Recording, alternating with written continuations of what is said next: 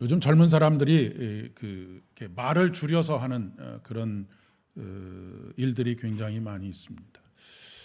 말을 줄여서 하다 보니까 그 말을 풀어서 설명해 주지 않으면 그 말이 무엇인지를 잘 모르는 그런 경우들도 참 많이 있습니다. 그것은 우리나라의 현상만은 아닌 것 같습니다. 예전에 미국에 있을 때도 하도 그 단어들을 줄여놔 가지고 영어에 생소한 사람들은 도저히 알아들을 수가 없는 그런 일들이 많이 있었는데, 우리나라에도 그런 그 문화들이 빠르게 그렇게 퍼져나가고 있는 것이 아닌가 싶습니다. 그런 차원에서 한 가지 여러분에게 물어보겠습니다. 할만 하안이라고 하는 말 들어보셨습니까? 다들 뭔 소리야? 그런 표정들이시네요. 할 말은 많지만 하지 않겠다라고 하는 그런 뜻이라고 합니다. 우리가 살아가면서 이런 경험들을 종종 하지요. 목회를 하다 보면 또 그런 때도 많이 있습니다. 어떤 경우에는 말도 되지 않는 억측으로 억측을 해서 뭐라고 대꾸하고 싶을 때도 있지만, 대꾸하는 것 자체가 별로 그렇게 도움이 될 것 같지 않아서 그냥 침묵을 선택할 때가 있기 때문에 그렇습니다. 여러분의 삶에서도 그런 일들이 한두 번이 아니리라 그렇게 생각합니다. 할 말은 많지만 하지 않는 그런 때가 있는 것이죠. 그런데 또 한편으로 앞뒤 생각하지 않고 자기 하고 싶은 말 다 하시면서 사는 분들을 보면 때때로는 조금 부러울 때도 있습니다. 그런데 그렇게 하고 싶은 말 다 하고 살면 일을 그르치거나 아니면 분명히 또 후회하게 되는 그런 날이 오곤 하지요. 물론 그렇다고 해서 하고 싶은 말을 다 무조건 참으면서 사는 것은 마음의 병이 되기 때문에 그렇게 하는 것이 또 능사는 아닌 것 같습니다.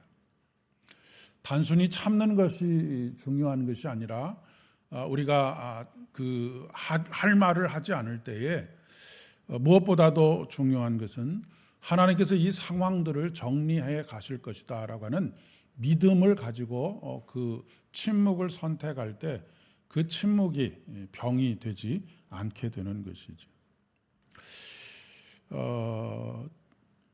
그런 차원에서 우리 그리스도인들에게는 기도할 수 있다라고 하는 것이 얼마나 큰 은혜인지 모릅니다. 어떻게 보면 이 기도라고 하는 순간은 대나무 숲에 가서 마음껏 자기 마음을 아무도 듣지 않는 곳에서 토로하는 것하고 비슷한 효과가 있기 때문에 그렇습니다. 그러니까 답답한 마음들, 하고 싶지만 침묵을 선택했어야 할 때의 그 마음들을 하나님 앞에 가서 마음껏 쏟아놓고 기도하고 나면 조금 후련해지는 이유가 그런 이유가 아닐까 싶습니다.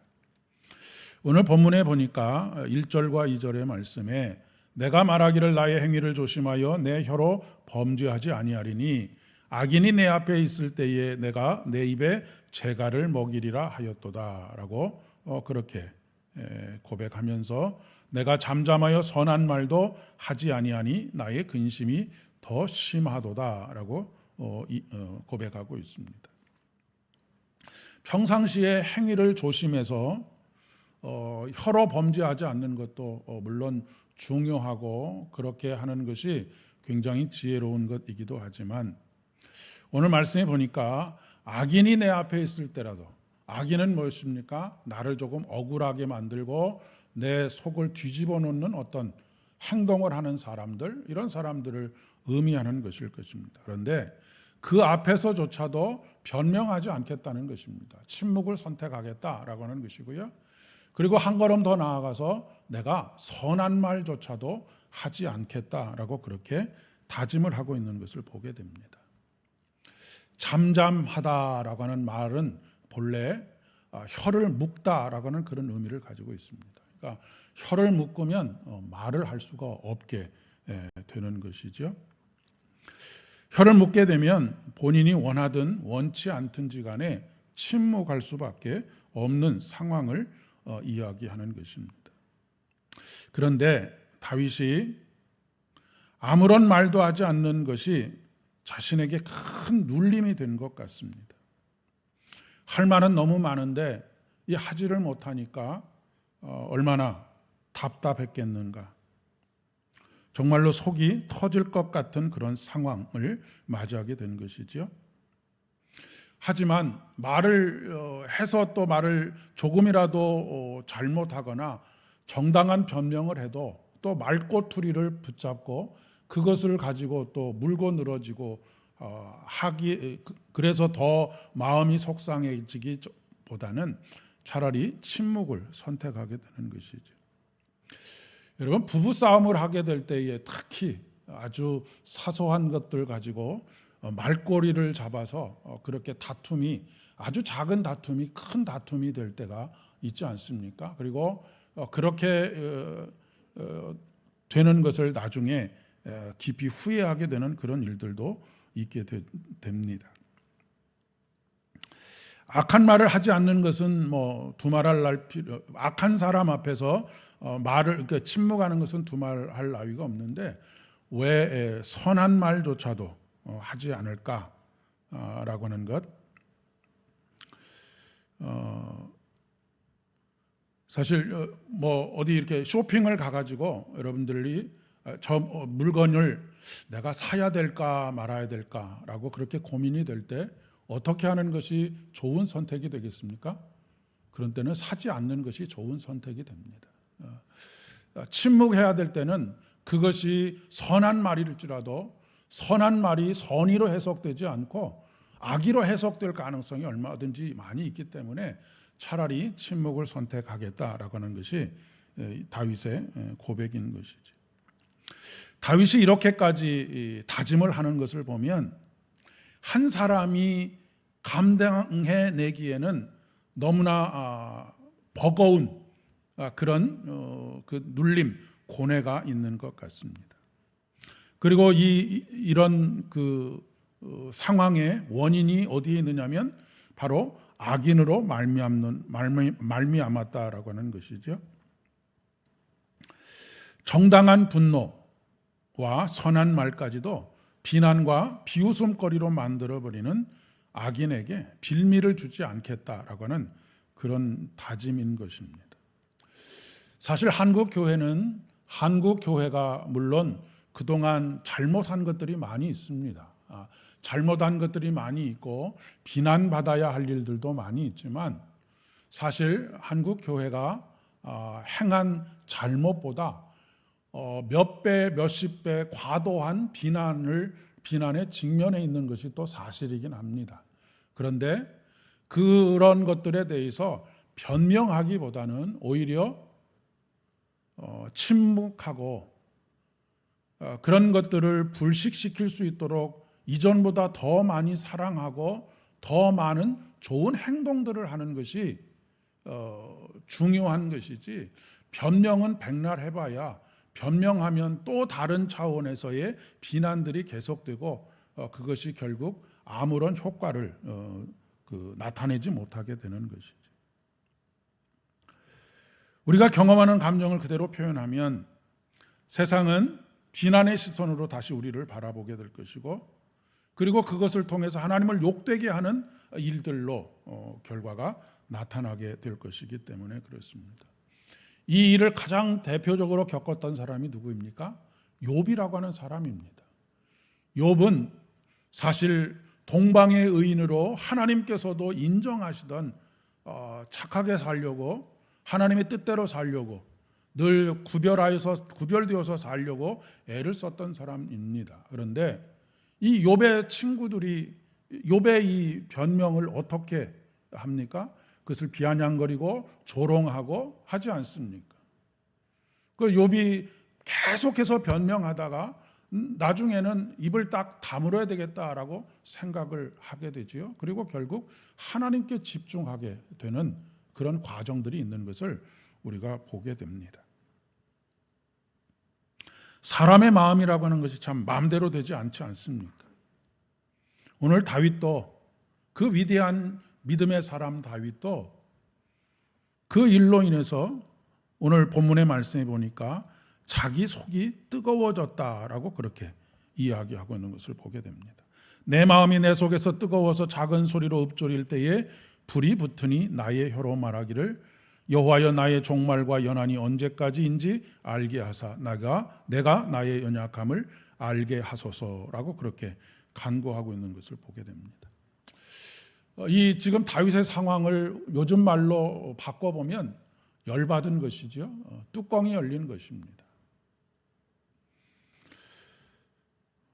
이럴 때 어떻게 해야 될까요? 우선 그 압력밥솥에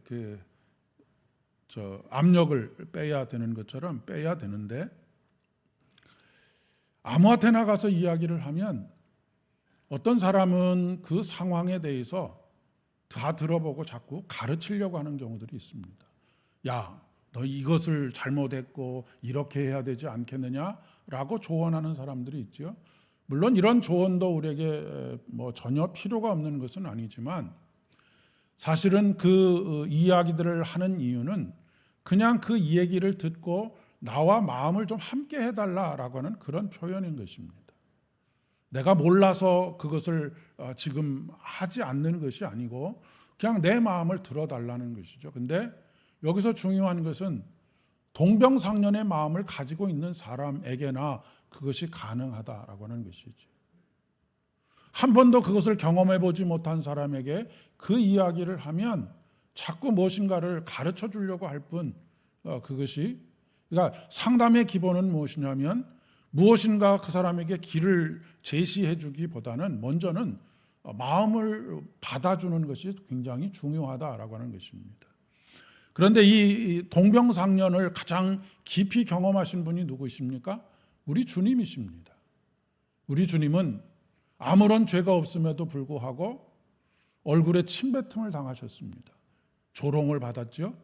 그리고 십자가에서 내려오라라고 하는 그런 조롱 가운데에도 아무런 대꾸를 하지 않으셨습니다. 그러니까 예수님께서 물론 우리가 사람에게도 그런 위로와 이 사람이 나와 지금 마음을 같이 해주고 있구나라고 하는 것을 느낄 수 있지만, 가장 우리의 마음을 잘 이해해 주실 수 있는 분은 예수 그리스도입니다.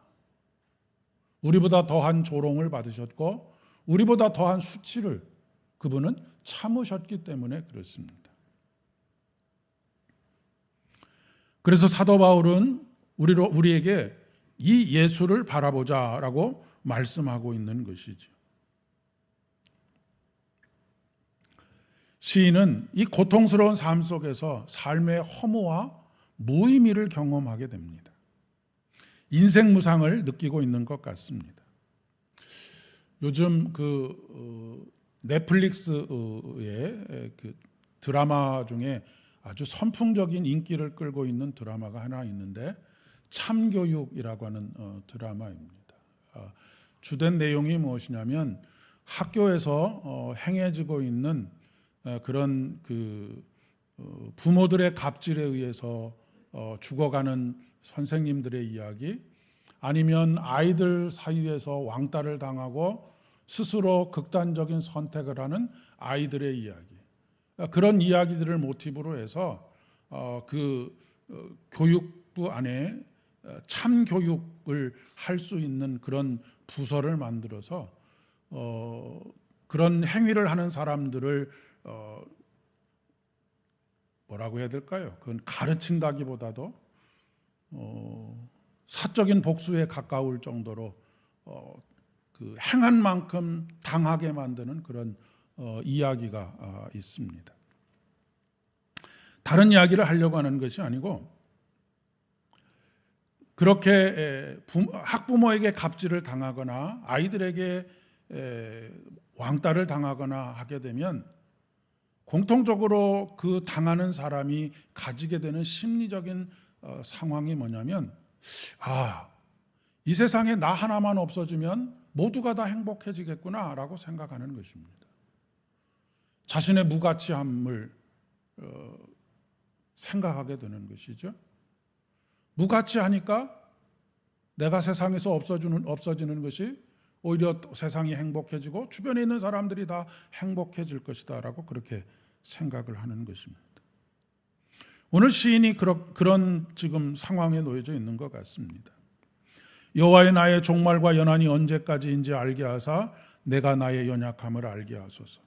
주께서 나의 날을 한 뼘 길이만큼 되게 하심에 나의 일생이 주 앞에는 없는 것 같사오니 사람은 그가 든든히 서 있을 때에도 진실로 모두가 허사뿐이니이다 라고 그렇게 토로하고 있는 것을 보게 됩니다. 나의 종말과 연한이 언제까지인지를 알게 해달라라고 하는 것. 그리고 이 시인은 인생이라고 하는 것이 잠시 왔다가 사라지는 안개와 같구나라고 그렇게 이야기를 하고 그림자와 같다라고 그렇게 이야기를 합니다. 그림자라고 하는 것은 무엇입니까? 실체가 없는 것입니다. 그림자는 그냥 허상일 따름인 것이죠. 그냥 인생의 무상함을 느끼고 있는 것입니다. 자신의 무가치함을 느끼고 있는 것이죠.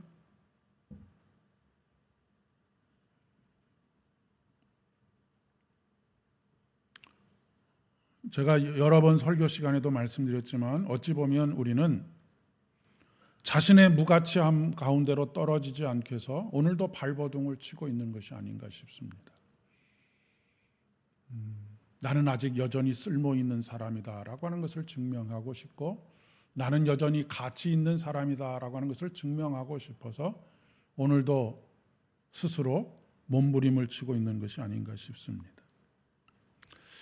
노년으로 가면 갈수록 더 그렇지요. 그러나 분명한 것은 오전에도 말씀드렸지만 그렇게 무가치한 우리의 인생을 위해서 예수 그리스도께서 십자가에 못 박혀 돌아가셨다라고 하는 것입니다. 하나님은 보잘것없는 인생을 사랑하십니다. 있는 그대로 사랑하십니다. 아무것도 못하여도 사랑하십니다. 여러분, 태어나면서부터 뇌성마비가 되거나 아니면 전혀 몸을 움직일 수 없는 장애를 가지고 태어났다 할지라도 하나님은 그를 사랑하십니다. 그가 할 수 있는 것은 먹을 것을 입에 넣어주면 삼키고 똥을 싸는 것, 그거밖에 할 수 있는 것이 없음에도 불구하고 하나님은 그 영혼을 사랑하십니다.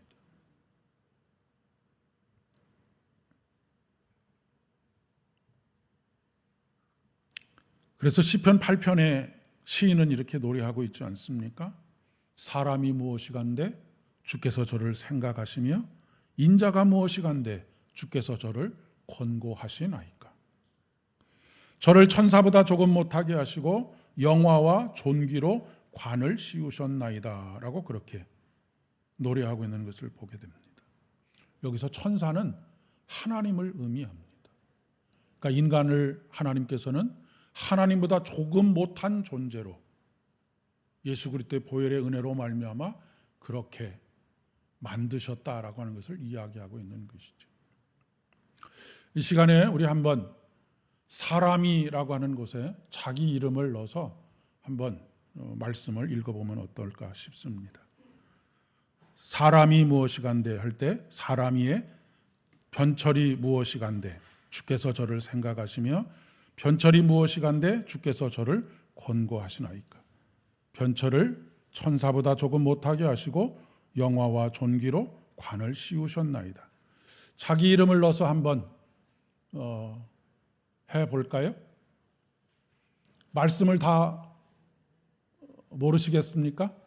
시편 8편에 있는 말씀입니다. 자, 시작. 자기 이름을 넣어서 시작. 변철이 무엇이간데 주께서 저를 생각하시며 변철이 무엇이간데 주께서 저를 권고하시나이까. 변철을 천사보다 조금 못하게 하시고 영화와 존귀로 관을 씌우셨나이다. 아멘. 여러분 한 사람 한 사람이 도대체 무엇이길래 하나님께서 그토록 생각하시냐라고 하는 것입니다. 우리 한 사람 한 사람이 도대체 뭐이길래 하나님께서 우리를 권고하시냐라고 하는 것입니다. 그리고 우리를 하나님보다 조금 못한 존재로 그렇게 만드시고 영화와 존귀로 관을 씌우신다라고 하는 믿음의 고백인 것이지. 그러니 흙에서 와서 흙으로 돌아가는 허무한 인생을 살아가는 인간이 허무에 떨어지지 않기 위해서는 어떻게 해야 되겠습니까? 허무하지 않은 소망을 붙들어야 하는 것입니다. 시인은 이렇게 고백하지요. 오늘 말씀 속에서 7절의 말씀입니다. 주여 이제 내가 무엇을 바라리요? 나의 소망은 주께 있나이다 라고 노래하고 있는 것을 보게 됩니다. 그러기에 나를 모든 죄에서 건지시며 라고 하는 간구를 시작하고 있죠. 죄라고 하는 것은 하나님으로부터 분리되는 것입니다. 하나님으로부터 분리됐을 때 인간은 어떤 상태였습니까? 먼지에 불과한 상태였습니다. 그런데 그 코에 생기를 불어넣으심으로 우리가 하나님보다 조금 못한 존재가 되었다라고는 그런 고백인 것이지. 죄는 우리를 허무와 공허로 떨어지게 만듭니다. 그러니 허무와 공허에 떨어지게 하는 죄로부터 건져달라라고 하는 것입니다. 우리의 인생은 소유에 있지 않습니다. 우리의 인생은 존재에 있습니다. 소유지향적인 삶을 살아가게 되면 남과의 비교 속에서 끊임없이 더 많은 것을 가지려고 노력하다가 지치고 낭망하게 되어져 있습니다. 그런데 존재를 추구하는 삶을 살아가게 되면 다른 사람의 시선보다는 나를 존귀케 하신 하나님께 우리의 시선을 고정할 수 있도록 된다는 말씀입니다. 아까 우리 정 목사님과 함께 불렀던 찬양 중에 기도를 멈추지 않는다는 가사가 있었죠. 여러분, 기도를 멈추지 않는다라고 하는 것은 무엇일까요? 끊임없이 무엇인가를 계속해서 말하는 것, 이것을 기도를 멈추지 않는 것일까요? 기도는 두 가지 기도가 있습니다. 한 가지는 말로 하는 기도가 있고 또 한 가지는 듣는 기도가 있습니다. 근데 우리는 말로 하는 기도만 기도인 것처럼 생각합니다. 그래서 끊임없이 하나님께 말해야 된다라고 생각하지만 오히려 하나님께서는 우리에게 잠잠히 듣고 기다리라고 말씀하십니다. 그러니까 듣는 기도가 참으로 중요한 것이죠. 오히려 우리가 어떤 큰 일을 당했을 때, 낭망하게 되었을 때 하고 싶은 말은 많지만 하지 못해서 속이 부글부글 끓고 있을 때, 그때에 나의 그것 이야기들을 하나님 앞에 토로하는 것도 하나의 방법이지만 그것은 조금씩 김을 빼는 것이라고 한다면 하나님께 듣는 기도는 우리의 삶의 존재 자체가 어떤 존재인지를 깨닫게 되고 악인으로 인하여서 우리가 아무런 마음의 상처를 받지 않는 그런 상태가 되는 것이죠. 내가 존귀한 것을 깨닫게 될 때 다른 사람에게 상처를 받지 않는 것입니다. 마치 면역력이 강한 사람이 감기나 다른 질병에 걸리지 않는 것처럼 우리들이 우리 존재가 어떤 존재인 것을 알게 될 때 우리는 주변에서 아무리 악한 말을 하고 상처를 주는 말을 해도 우리의 마음속에 그것이 어떤 스크래치가 나지 않도록 하는 그런 힘이 된다라고 하는 것을 말하고 있습니다. 시인이 침묵을 선택한 이유가 바로 여기 있는 것이죠. 자기를 변명하고 자기가 옳다라고 하는 것을 어떻게든지 증명하려고 노력하기보다 하나님께만 소망이 있는 것을 발견했기 때문입니다. 때때로 말은 오히려 하나님께서 주시는 소망을 잃게 만들 때도 있습니다. 잠잠히 기다리라고 하십니다. 그 시간은 바로 하나님께 귀를 기울여야 할 시간입니다. 그리고 그 시간은 하나님께서 일하시는 시간입니다.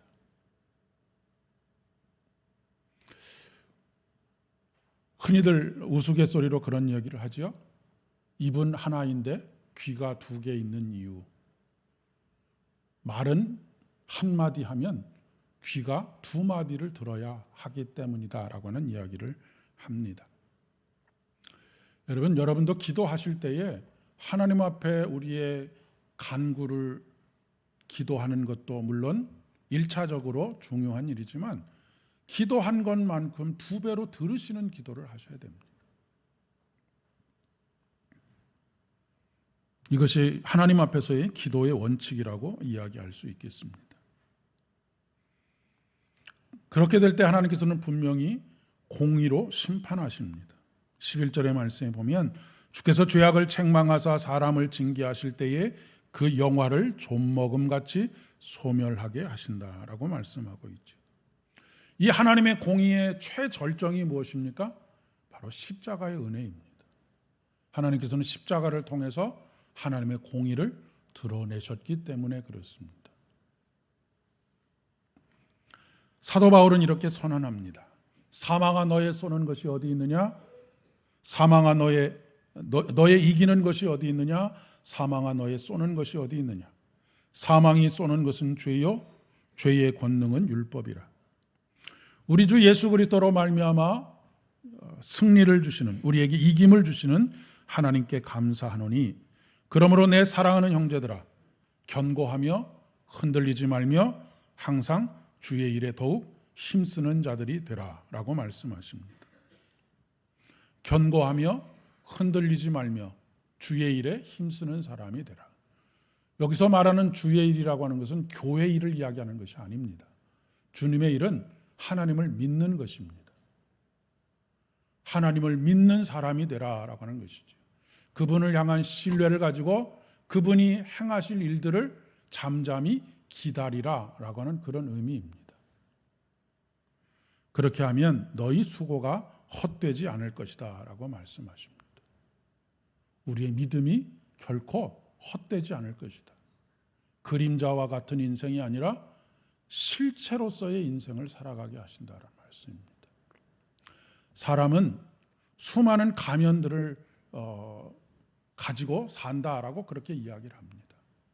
심리학자들이 수많은 가면들을 그 가면을 써야 하는 그 순간에 필요한 가면들을 수도 없이 가지고 산다는 것이죠. 그 얘기는 무엇입니까? 자기 얼굴로 살지 못하고 있다는 이야기입니다. 그것은 자기의 실체로 살지 못하고 있다는 것이죠. 어떤 자리에서도 변함없이 예수 그리스도를 닮은 하나님의 형상으로서의 자기의 존귀함을 드러내는 그런 삶을 사는 것. 이것은 바로 때때로 하고 싶은 말은 많지만 하지 못하는 가운데 그 마음속에 일어나는 그 뜨거운 열기를 오직 십자가의 은혜 안에서 나의 존귀함을 깨닫고 그 존귀함을 가지고 내 삶을 살아가는 사람들에게 주어지는 은혜라고 그렇게 믿습니다. 이번 한 주도 여러 가지 삶의 상황들 속에서 때로는 억울한 일도 있고 때로는 기쁜 일도 있지만 그 어느 때든지 우리 주님을 바라보며 더욱더 주님의 은혜로 충만케 되는 저와 여러분 되실 수 있기를 진심으로 축복합니다. 기도하겠습니다. 아버지 하나님 은혜를 진심으로 감사를 드립니다. 세상을 살아가다 보면 참 할 말은 많지만 하지 않겠다라고 그렇게 결단해야 될 때가 정말로 많음을 고백합니다. 우리 마음속에 있는 그 아픔과 고통을 어떻게 다 말로 쏟아낼 수 있겠습니까? 그러한 때에 누구보다도 우리의 삶을 잘 이해하시고 우리의 마음을 잘 알고 계시는 십자가에 달리신 우리 주님을 바라보게 하여 주시옵소서. 온갖 조롱에도 온갖 멸시에도 심지어는 침뱉음에도 게다가 옷을 벗기고 수치를 드러내게 하는 그런 상황 속에서도 단 한마디도 변명하지 않고 하나님의 아들로서의 존귀함을 잃지 않고 그 길을 걸어가셨던 우리 주님께서 우리의 속상한 마음, 우리의 아린 마음, 우리의 터져버릴 것 같은 마음 다 이해하시고 다 들어주시는 줄을 믿습니다. 하나님, 그 하나님 안에서 참된 위로와 평안이 우리에게 넘쳐나게 하여 주시옵소서. 그래하여 우리 안에서 참으로 날마다 마르지 않는 샘과 같은 주님의 샘으로부터 흘러나오는 생수의 강으로 촉촉히 젖어드는 은혜 가운데 매일 매순간 감사로 찬양하는 우리들 되게 인도하여 주옵소서. 예수님의 이름으로 기도드립니다.